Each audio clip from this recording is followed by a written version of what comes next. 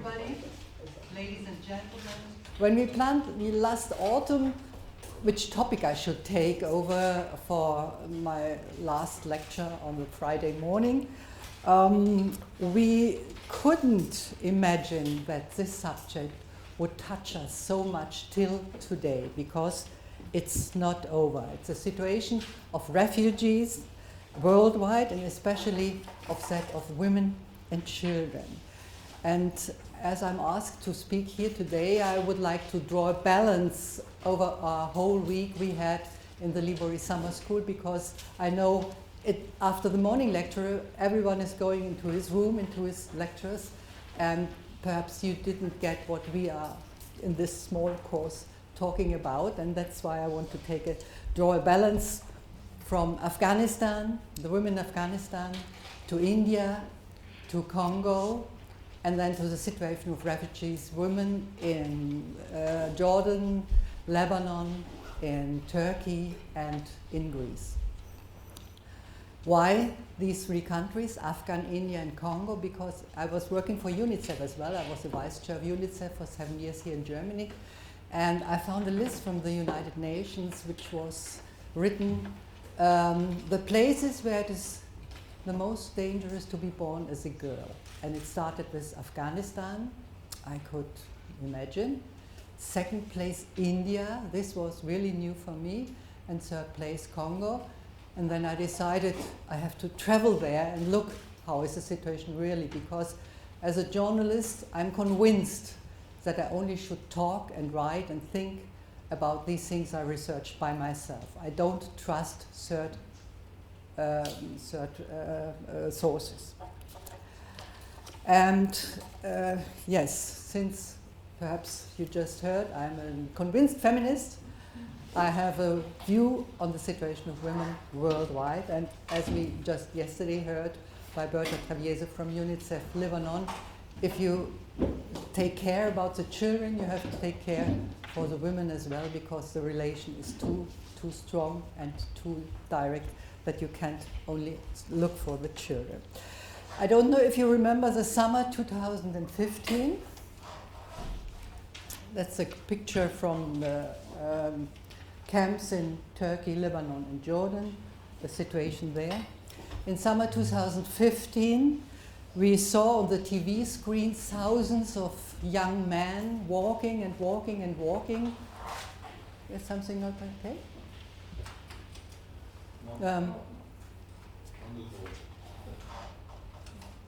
Okay, we sorted out.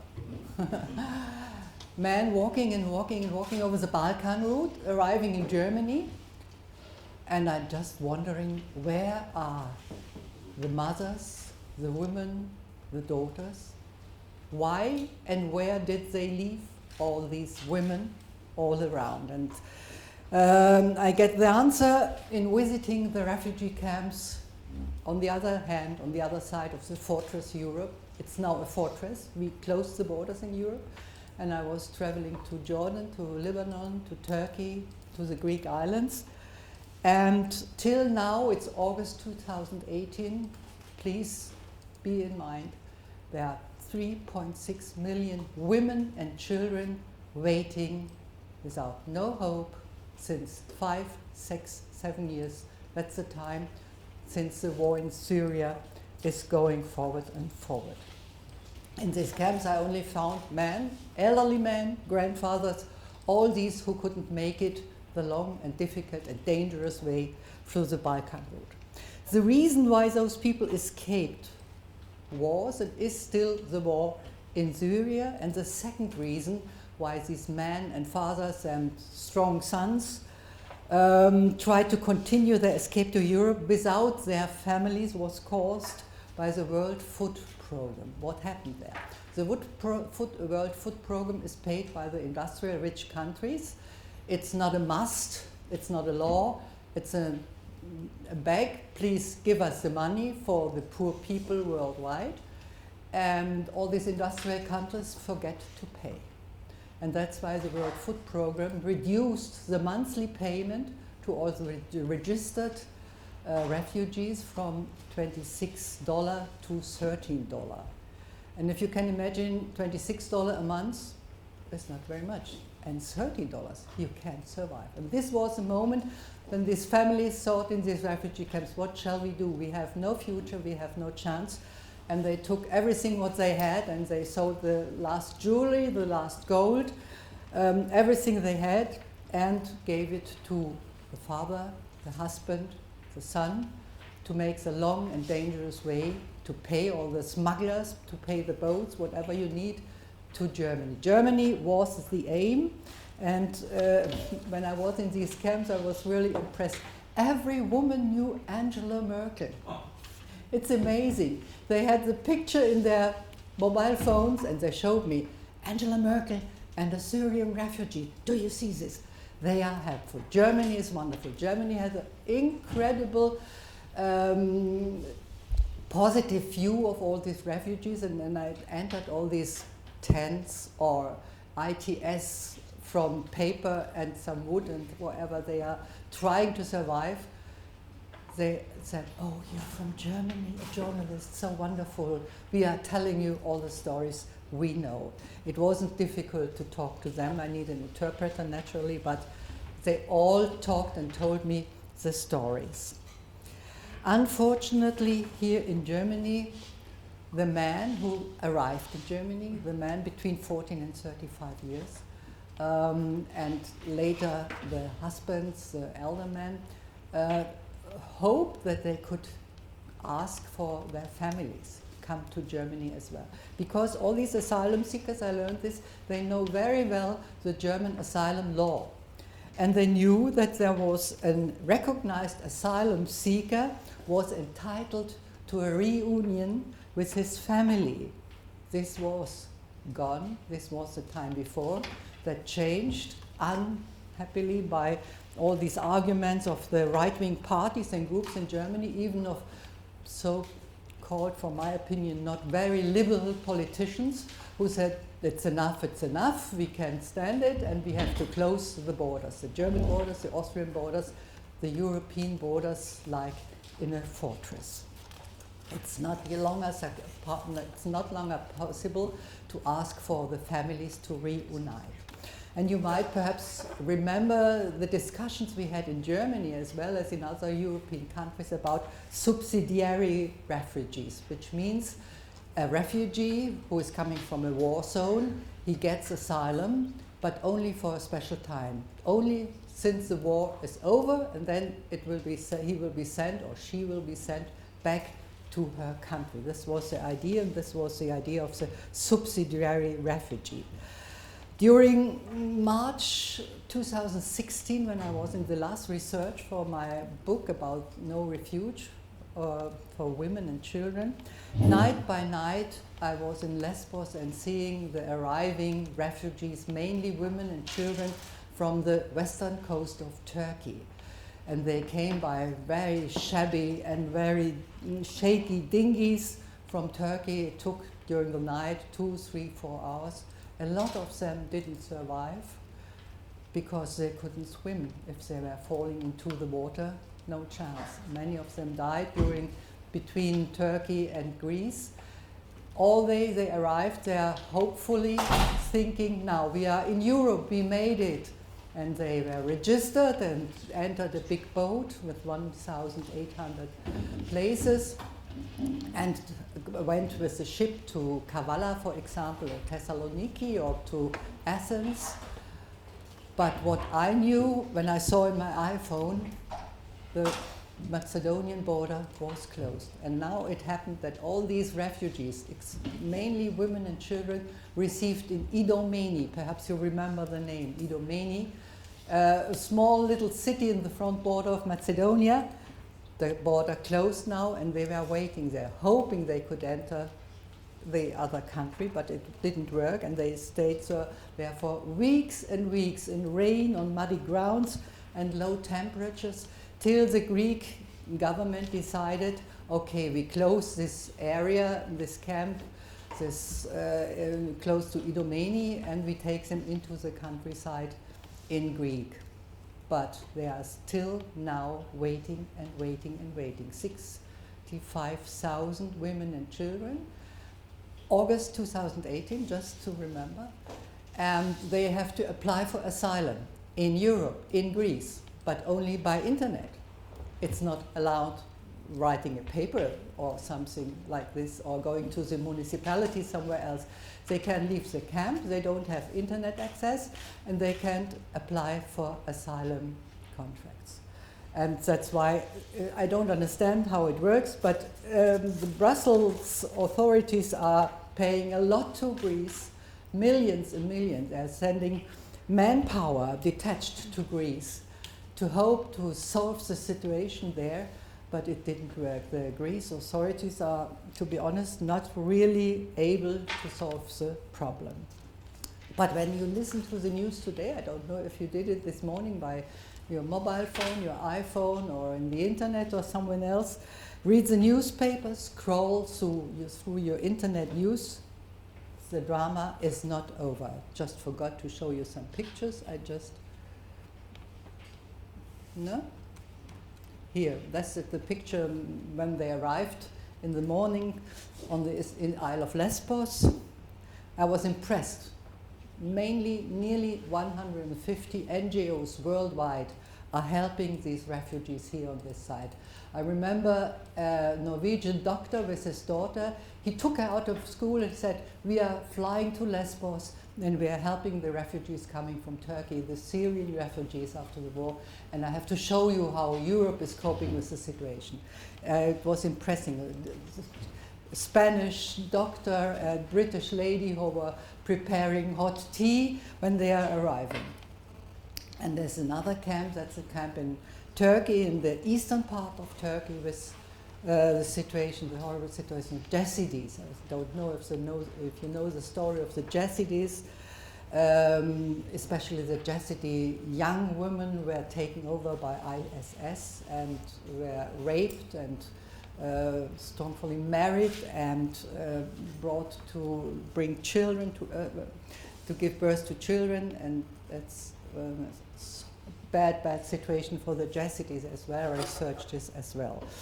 Yeah, but when you listen to the news and you read the UN newspapers from New York, you can read that till today 70 million people worldwide are on escape. 70 million, that's the population of France. About half of these refugees are so-called inland refugees. They are on escape in their own countries because of war and violence.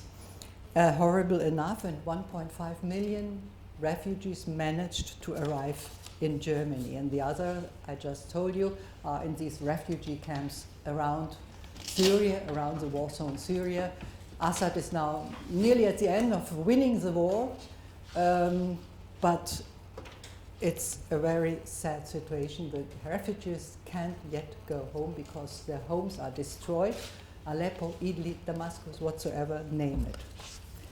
And despite of those reports, one is discussing in Europe the establishment of hotspots outside the fortress of Europe, to intern there the refugees, to separate the asylum seekers from those refugees who come to Europe to improve their economic situation. Mainly the African refugees are hoping for solve the situation because their devastating situation at home doesn't give them any future anyway.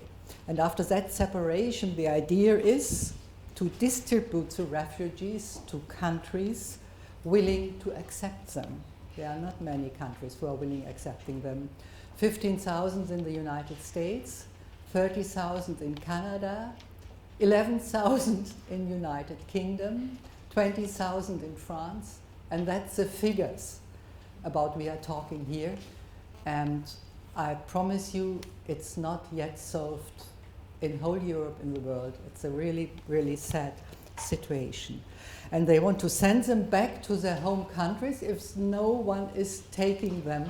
That's the politicians here in Germany, that's the right-wing parties, and that's people who are losing, from my opinion, their hearts. And I'm asking, are we still a civilized society? Where is our humanity? And we were so proud about our humanitarian sources about the last 100 years. And where is our empathy? And where is our heart gone? Sure, Europe can't accept all the refugees of the world, and we from Europe can't not solve all the crises and the wars.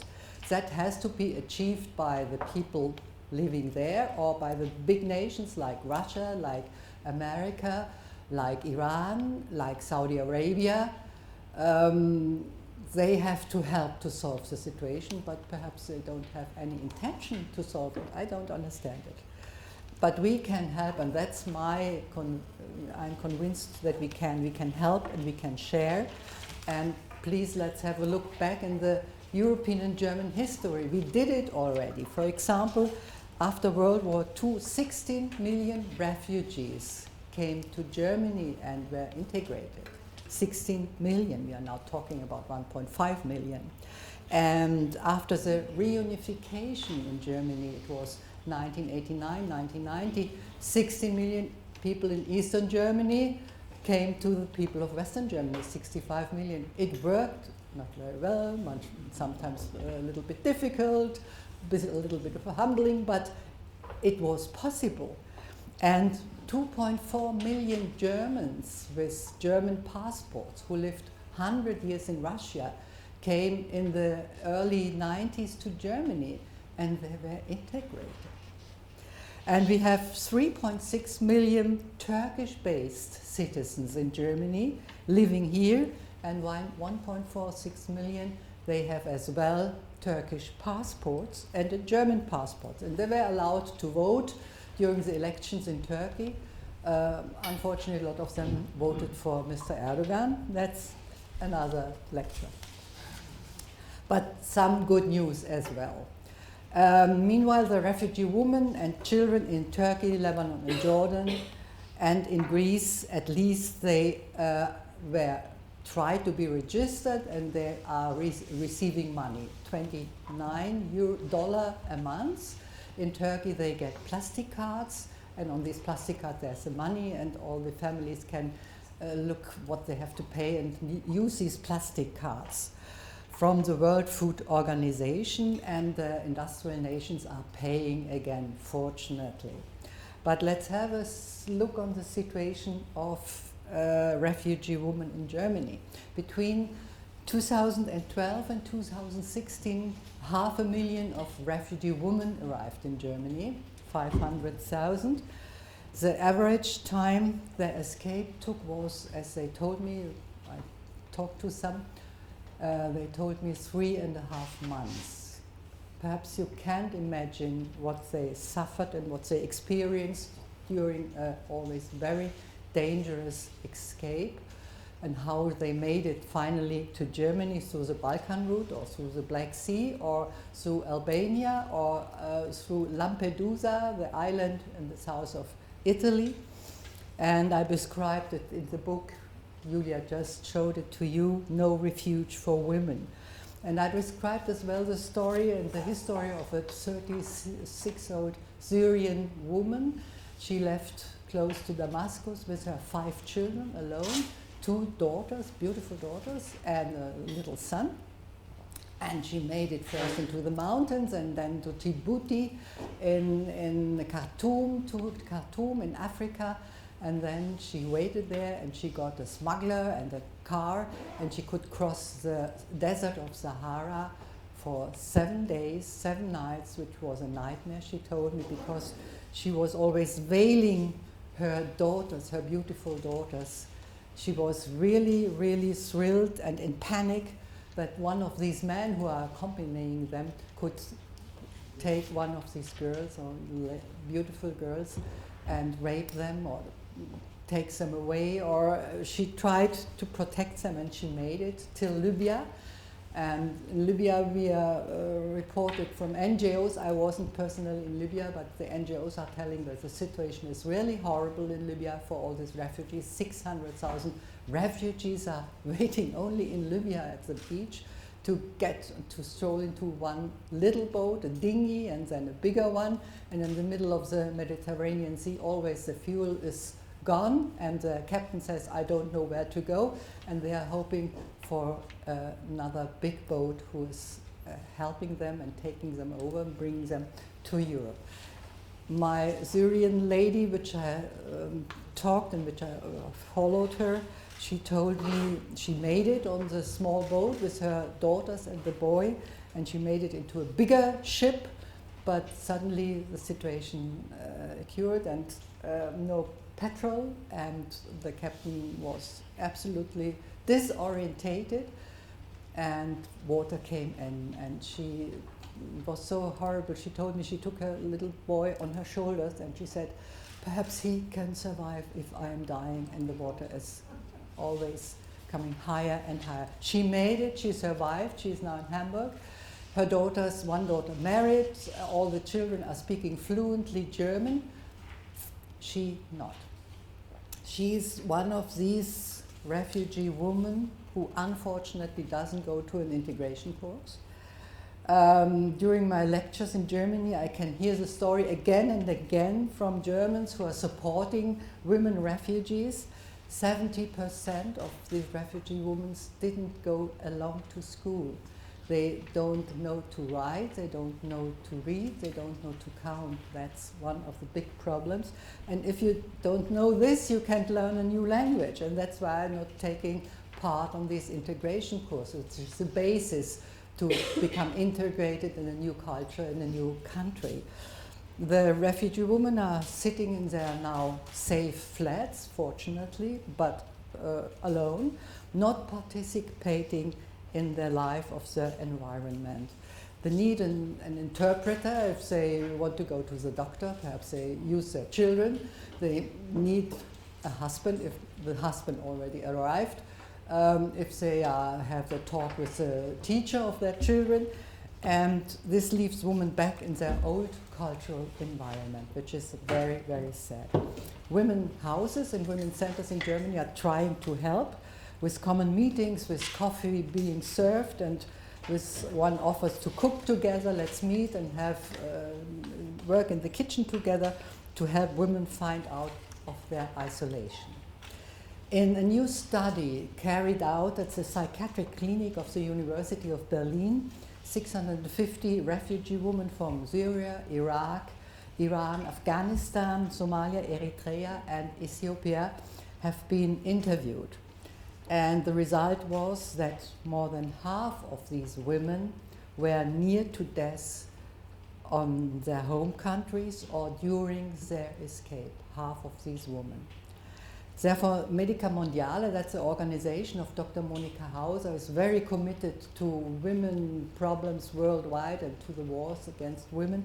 Monika Hauser is demanding that they care for those women and their first reception camps. They are first, when they arrive, going to reception camps together with men, must be improved, and 26% of all the women, they experience discrimination in her first accommodation.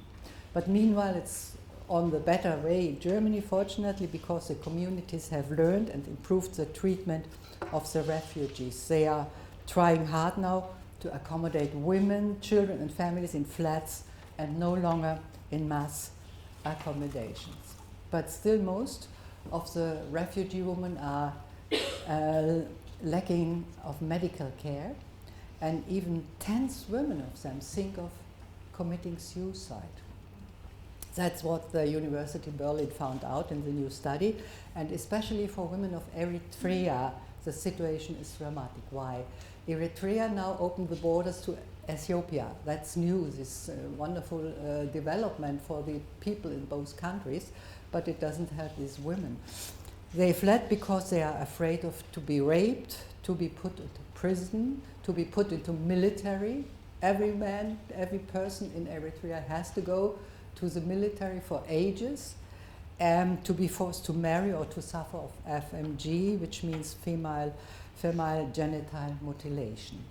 After they arrive here, they told me 50% of them say they feel a strong sadness for days and days, close to depression. Why? Perhaps they had to pay during the escape with their bodies. They had no more money, they had to pay with their bodies.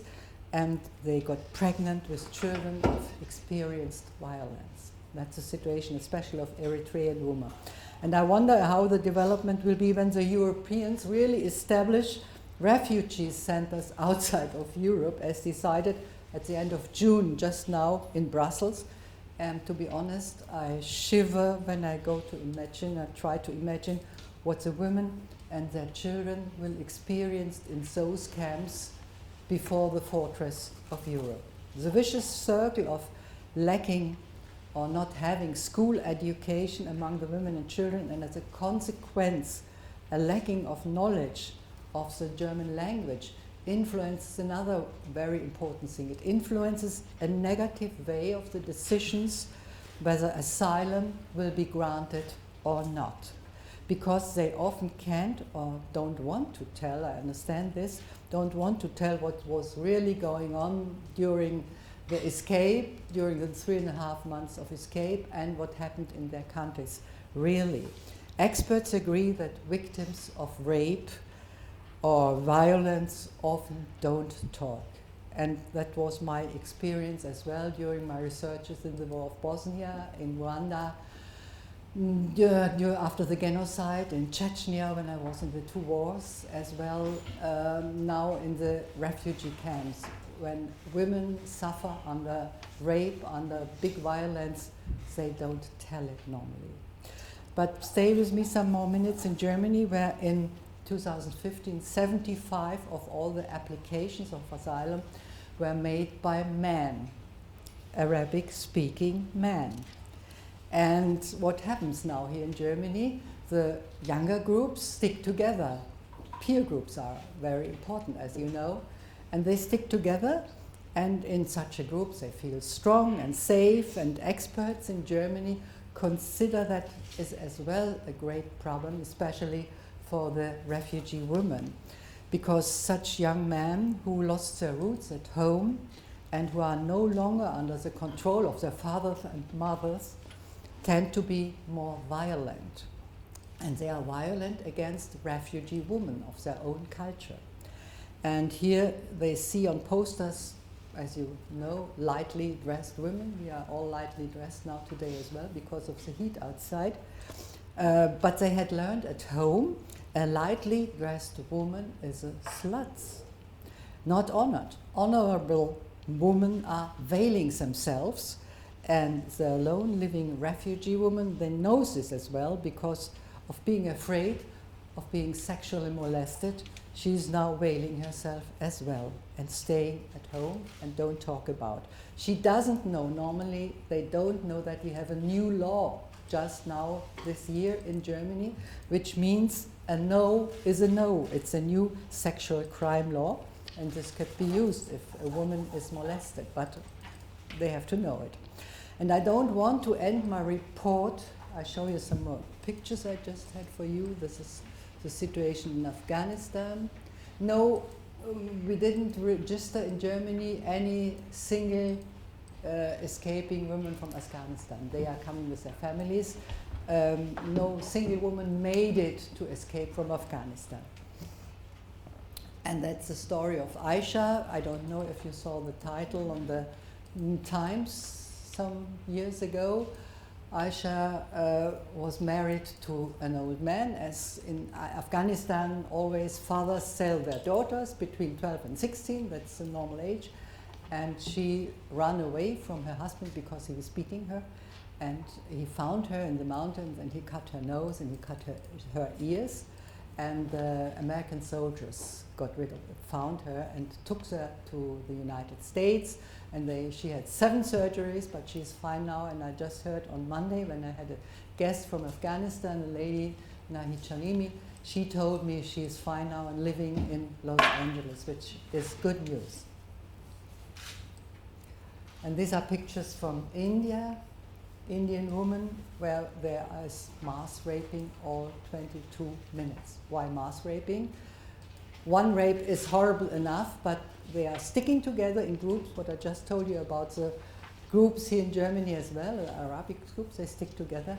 And mass raping is a new I don't call it sport, but it's a new development in India which is really horrible, and every single women traveler is asked not to go alone to India because it's too dangerous, and because of 100 million women are missing in India.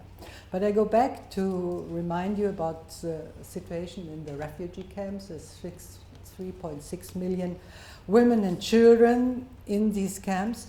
Chancellor Merkel was traveling just this June to these camps, to these countries, to support these countries. Only to have a figure, Lebanon has 4.5 million inhabitants, and there are 2 million refugees staying there.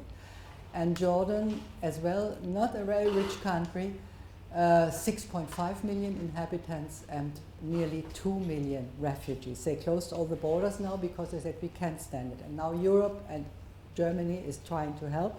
I didn't get the exact figures how many millions she wants to pay and to support these governments, but it will be the support for these governments. The family reunion, and that's important, was restricted till the 1st of August, and now the new way how they cope with the situation is only 1,000 people a month, means 12,000 a year.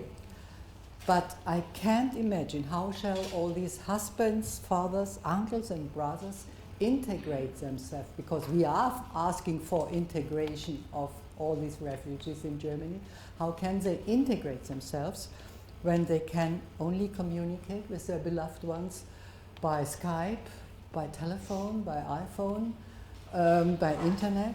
And the famous German criminologist Christian Pfeiffer, he reminds us in Germany very, very strong. He stressed, women are civilizing men. Good news.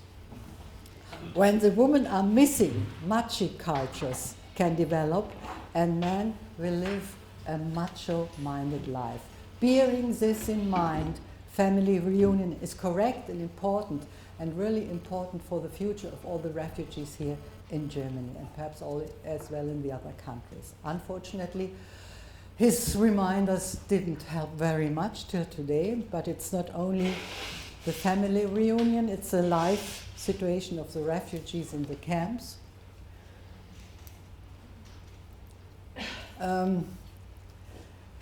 Countries like Lebanon, Jordan, as I just mentioned, but also Egypt can't cope with the financial situation. Now they receive some money, and you have to stress it out that the money who is going to Turkey from Brussels, from the EU, not going to Mr. Erdogan and his government, it's going to the NGOs in Turkey. I was just checking it as well, for example, for UNICEF, for World Hunger Help, for Save the Children and others. And I realized that especially the NGOs are really supporting women, children, people in these areas, really not very well the governments and the municipalities. For example, if you want to get the $29 a month by the World Food Foundation, you have to be registered. And we just yesterday heard from Berta Travieso from Lebanon, if they want to be registered, they have to go all 3 months to the municipality, and where the mayor had to sign the registration. But now what's going on? The mayors are refusing the registrations assignment, and they don't become registered, they don't receive any money. That's real, the actual situation in these countries, and it's not yet over. Refugees are still on their way all over the world, and everybody willing to help, and every helping hand is being needed, and I'm convinced we will make it, we will sort it out. And this was a sentence of Chancellor Angela Merkel in summer 2015, a sentence unfortunately being used now by the right-wing political groups in Germany to agitate against her and her political party, and to politically separate the population, which was successful. I saw yesterday the new figures about who would vote how, and the right-wing party is nearly close now to the more social democrats. They have 16%, and the social democrats are now at 17%. I think we shouldn't allow to be manipulated. We shouldn't allow to be separated in our society. and I stand up for the uprise of the rights. Thank you very much.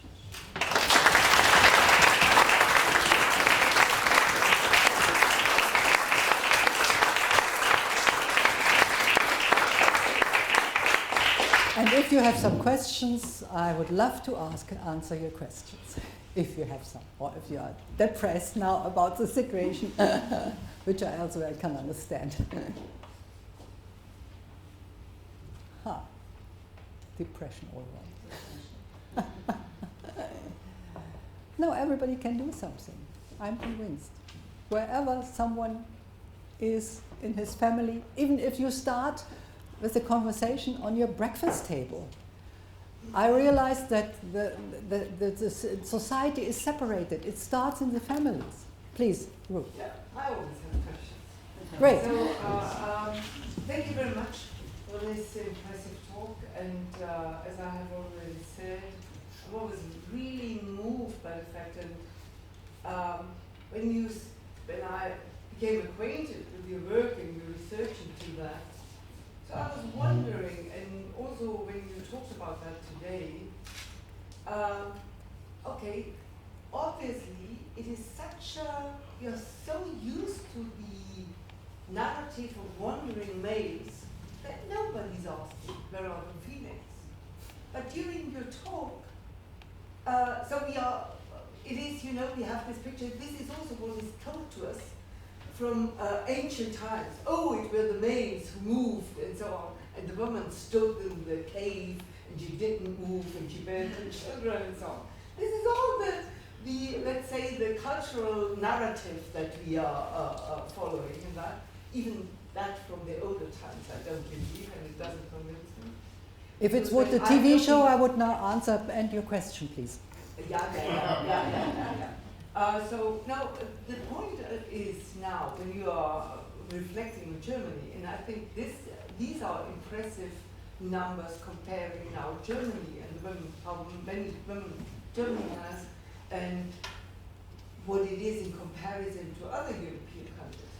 But are the males in Germany therefore welcome because we expect immediately worker which Germany is in need for, and is the fact that, let's say that women who have to be educated, who come with children, and that it would be more promising to educate the younger ones, and it would be more promising for an education, that this idea is not developed enough within the political realm, or?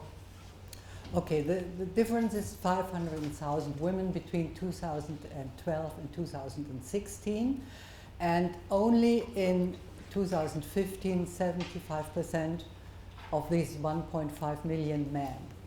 That's more men, as I just told you, because of running out of money and having no hope and no future, and that's why they started with a dangerous escape going to Germany. This was the aim. And the situation for women now is if they are not well educated, but it's always my issue, we have to educate boys and girls all over the world, and you would solve a lot of problems. They are not well educated, and it's very hard now if you feel not to be close to a culture, to a country, to a language. You stay alone. Your children are now fluently in German, and they say, "Mommy, in your Arabic, I don't speak Arabic, learn German, I don't go to the doctor with you, I have no time, I want to play with my friends." That is an additive isolation for the women, and that's why many women groups in Germany try to support these women, to bring them out of the isolation. There should be and must be one aim. And it's not so that men refugees are more accepted than women refugees. That's not true. Could I answer your question? I tried. I didn't ask that. I didn't, but I don't want to insist on that. Yes, I'm asking myself why or not UNESCO has changed its economic scope, because they understood when they are supporting women in the countries, then the countries change more easily. So we could ask, why don't we specifically focus on women refugees and bring them to different countries? First, all what is the German fear of males, of raping and so on.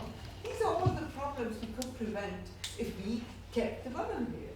Okay, but why don't they are going precisely for women?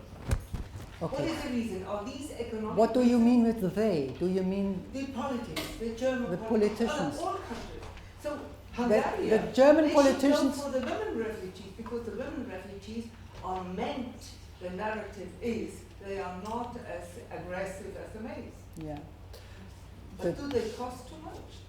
No, that's not the question. The German politicians, they don't want to have more refugees in the countries. They say 1.5 million is enough, and that's totally equal if these are men or women or children.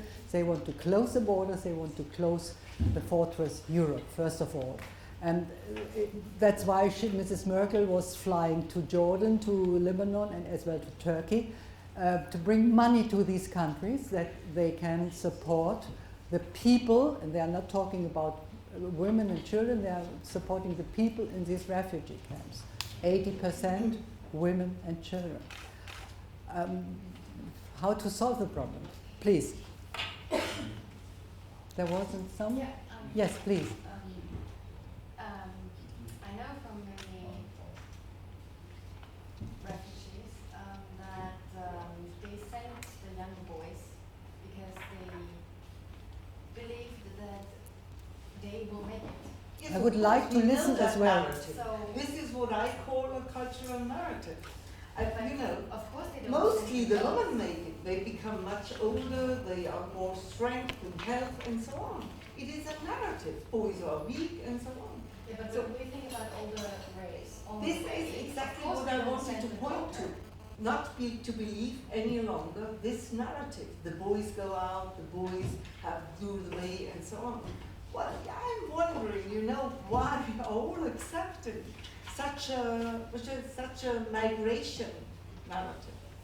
But what can we do in Germany? The population can vote at the next election, but now we have a politician, we have a government who signed a very difficult treaty, and in this treaty they decided to have 10,000 family members coming starting from the 1st of August and not more.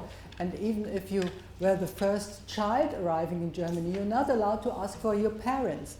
There has to be first the father and the mother, and then you are allowed to look for a family for children. It's such a nightmare going on, really. I didn't get your question, sorry. Oh, well, the question was Just report an answer, okay. Please. At some point in the exam, you mentioned these groups of young men that building together to try to cope with their new situation as refugees here. And you said something that I found interesting, like they're losing their roots. And then you commented that they have this view, like women, respectable women have to wear veils and so on. And the other ones who wear things like I do right now. Lightly dressed, yes. Right. So that's something we have on the other hand, which is a reality, it's not cultural conception. But on the other hand, we have an idea which is getting stronger and stronger right now in the right-wing politics, which is this concept of Heimat and like Kultura and so on. Yeah. So I would like to ask you, what's your take on this idea of Heimat that is having some kind of cultural identity where things are done the right way? I mean, we have a Heimat minister right now, and I find it terrible at some of it. On one hand, what do you think about this idea of Germany as being some kind of cultural unity with one way of understanding life and so on? Even there are a lot of communities with migration stories. And on the other hand, which changes should the German society have in order to make possible a positive way of integration, where integration doesn't mean losing everything we don't like about you and just adopting our way of life? Yeah. every fourth person in Germany has a migration background. This was the newest figures 2 days ago, which were presented. And I was often talking, giving lectures and talking to the people, and I said, everyone here has some migration background. We made it all the past years, and I think we will do it as well. The problem is really the right-wing arguments, the right-wing hate and hatred against all these foreign-looking, especially men and women who are veiled. In Denmark, perhaps you read that there's now a law. It's not allowed to be to walk with a burqa, but as well with a niqab in the streets. You have to pay money if you do it. Yeah. First of all, I think if you're in Rome, do as the Romans do. We learned at school. And if they are coming here, they had to try to integrate and to adapt themselves to the society. And I realized the German society with open arms and with a warm welcome. If you remember the pictures at the Munich main station, I saw them in Hamburg, all over in Berlin as well, helping, supporting, and saying, may I help you? We try to support you. It's a big wave of open-hearted here in Germany. I don't worry about it. I only worry about the right-wing arguments. I worry about the dividing society. And I mentioned, even on the breakfast table, even under friends, it starts with discussions and with big relegations if someone has another opinion than you personally. And the arguments of the right-wing side is so horrible, You have to stand up, have a strong back, and argue loud and clear. That's my opinion.